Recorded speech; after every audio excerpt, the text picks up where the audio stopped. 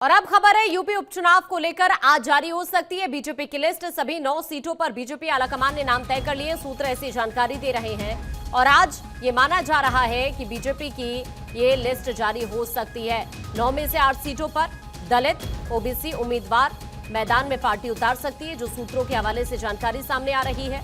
और आपको ये बताएं कि एक सीट पर सामान्य वर्ग के प्रत्याशी को भी टिकट मिलना तय माना जा रहा है, जो सूत्र जानकारी दे रहे हैं, क्योंकि अब बारी उपचुनाव की उत्तर प्रदेश के अंदर और ऐसे में पार्टी ने काफी मंथन किया है और आज ये माना जा रहा है कि आज पार्टी प्रत्याशियों के नाम का ऐलान कर सकती है। 9 सीट में से आपको ये बताएं कि एक ऐसी सीट मानी जा रही है जहां पर सामान्य वर्ग के प्रत्याशी को मैदान में पार्टी उतार सकती है। साथ ही ये जो 8 सीटें बची हुई इनमें दलित ओबीसी उम्मीदवार मैदान में पार्टी उतार सकती है। अपडेट इस वक्त ये है कि आज बीजेपी उपचुनाव को लेकर ये माना जा रहा है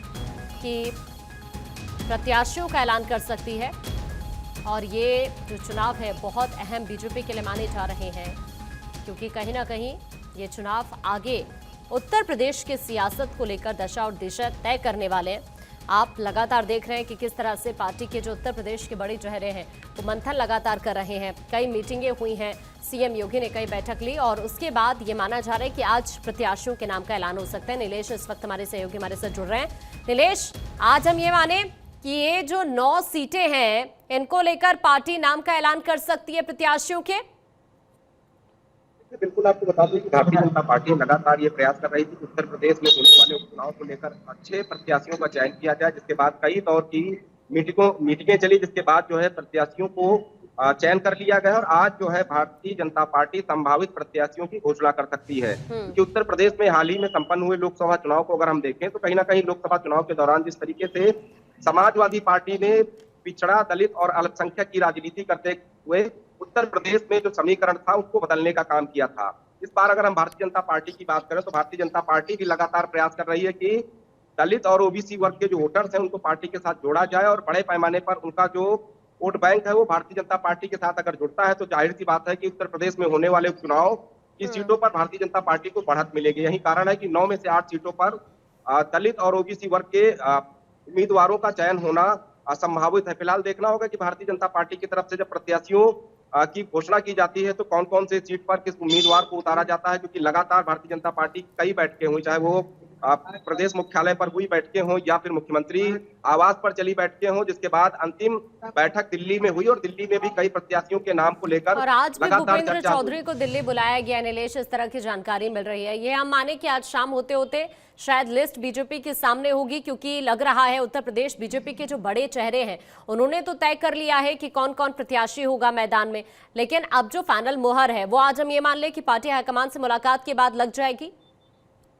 देखिए, बिल्कुल प्रत्याशियों की घोषणा करना बहुत जरूरी हो गया है, क्योंकि एक ओर जहां समाजवादी पार्टी आज जो है करहल में नामांकन करने गई है तो दूसरी ओर भारतीय जनता पार्टी जो सबसे पहले अपने उम्मीदवारों की घोषणा करती है और उपचुनाव में अभी तक भारतीय जनता पार्टी की तरफ से किसी भी एक सीट पर उम्मीदवार की घोषणा नहीं की गई है। यही कारण है कि भूपेंद्र चौधरी का दिल्ली दौरा है। दिल्ली दौरे पर जब वो रहेंगे तो गृह मंत्री अमित शाह से मुलाकात करेंगे। मुलाकात के बाद प्रत्याशियों के नाम की घोषणा कर दी जाएगी, यानी कि प्रत्याशियों का जो चयन हुआ होगा उनको सार्वजनिक कर दिया जाएगा कि किस सीट पर कौन चुनाव भारतीय जनता पार्टी के सिंबल पर लड़ रहा है। फिलहाल ये कहा जा सकता है कि उत्तर प्रदेश में होने वाले जो उपचुनाव है वो काफी दिलचस्प होने वाले हैं, क्योंकि भारतीय जनता पार्टी बूथ स्तर पर पार्टी को मजबूती के साथ चुनाव लड़ाने के लिए एक एक कार्यकर्ता को हर घर अभियान से जोड़ा गया है और साथ ही साथ बड़े पैमाने पर उत्तर प्रदेश के अंदर सदस्य बनाने का भी काम भारतीय जनता पार्टी की तरफ से किया गया है। अब जो सदस्यता अभियान उत्तर प्रदेश में चलाया गया है उसका कितना फायदा उपचुनाव में भारतीय जनता पार्टी को मिलता है, क्योंकि लगातार चाहे उत्तर प्रदेश के मुख्यमंत्री योगी आदित्यनाथ हों, जब उत्तर प्रदेश के अलग अलग जनपदों में वो रहते हैं तो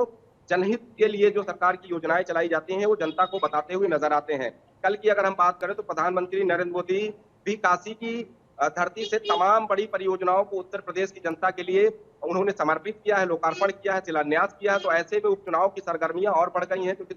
चुनाव से ठीक पहले प्रधानमंत्री का काशी आना और काशी की जनता के साथ साथ उत्तर प्रदेश की जनता के लिए तमाम परियोजनाओं को लोकार्पण और समर्पित कर देना। तो कहीं ना कहीं ये कयास लगाए जा रहे हैं कि यार देर शाम तक जो है उत्तर प्रदेश में होने वाले उपचुनाव को लेकर भारतीय जनता पार्टी के जो उम्मीदवार हैं उनकी घोषणा हो जाएगी। फिलहाल भूपेंद्र चौधरी जब दिल्ली में मौजूद रहेंगे तो तमाम संगठन के बड़े नेता, चाहे वो जेपी नड्डा हो, अमित शाह हो, इन तमाम लोगों से मुलाकात करने के बाद प्रत्याशियों के नाम पर अंतिम मोहर लग जाएगी, कौन किस विधानसभा सीट से चुनाव लड़ेगा। हालांकि अभी तक की जो बैठकों का दौर चला उसमें एक प्रयास जरूर किया गया है कि उत्तर प्रदेश में दलित और ओबीसी वोटर्स को साधने के लिए भारतीय जनता पार्टी बड़े पैमाने पर बूथ स्तर पर मैनेजमेंट कर रही है। अब देखना होगा कि जो कयास लगाए जा रहे हैं कि 9 में से 8 सीटों पर दलित और ओबीसी वर्ग के प्रत्याशियों को उतारा जाएगा, अगर ऐसा होता है तो कहीं ना कहीं समाजवादी पार्टी जो लगातार पीडीए की राजनीति को लेकर उत्तर प्रदेश के चुनावी मैदान में है, ऐसे में समाजवादी पार्टी के ऊपर बड़ा प्रभाव पड़ेगा। फिलहाल शाम तक का इंतजार करना होगा जब तक भारतीय जनता पार्टी के उम्मीदवारों की घोषणा नहीं हो जाती है। बिल्कुल, क्योंकि अभी हमने देखा था लोकसभा चुनाव के दौरान पार्टी कहीं ना कहीं कई ऐसी बातें हैं जिन पर पीछे नजर आई और इसी वजह से जो पार्टी का लक्ष्य था लोकसभा चुनाव के दौरान उसको अचीव पार्टी नहीं कर पाई। तो अभी जैसा आप लगातार जिक्र कर रहे हैं ओबीसी और दलित का, तो हम ये भी कह सकते हैं कि खास तौर पर अगर उम्मीदवारों के नाम का ऐलान आज किया जाता है तो जो उसमें समीकरण होंगे उम्मीदवारों को लेकर वो हमें जातिगत आधार पर नजर आ सकते हैं और